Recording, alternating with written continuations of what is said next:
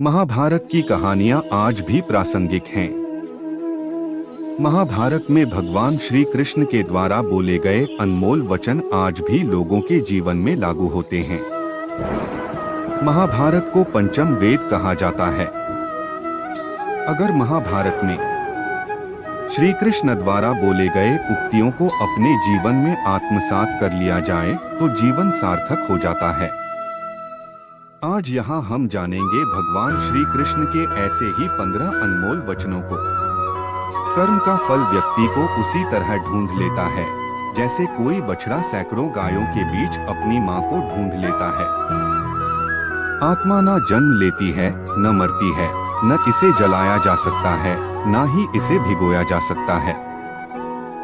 आत्मा अमर है। इस संसार में कुछ भी स्थायी नहीं है। आत्मा शरीर को वैसे ही छोड़ देती है जैसे मनुष्य पुराने कपड़ों को उतारकर नए कपड़े धारण कर लेता है। मन शरीर का हिस्सा है। सुख दुख का एहसास करना आत्मा का नहीं, शरीर का काम है। मान अपमान, लाभ हानि, खुश होना, दुखी होना, सब मन की शरारत है।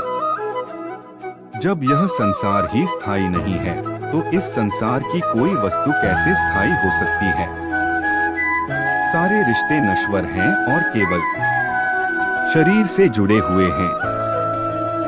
जैसे ही व्यक्ति की मृत्यु हो जाती है, आत्मा शरीर को छोड़ देती है। आत्मा का शरीर से जुड़े रिश्तों से कोई नाता नहीं रह जाता है। मेरे भी कई जन्म हो चुके हैं, तुम्हारे भी कई जन्म हो चुके हैं। ना तो मेरा आखिरी जन्म है, ना यह तुम्हारा आखिरी जन्म है। वर्तमान परिस्थिति में जो तुम्हारा कर्तव्य है वही तुम्हारा धर्म है। मैं किसी के भाग्य का निर्माण नहीं करता, ना ही किसी के कर्मफल में दखल देता हूँ। व्यक्ति या जीव का कर्म ही उसके भाग्य का निर्माता होता है। क्रोध इंसान का सबसे बड़ा शत्रु होता है।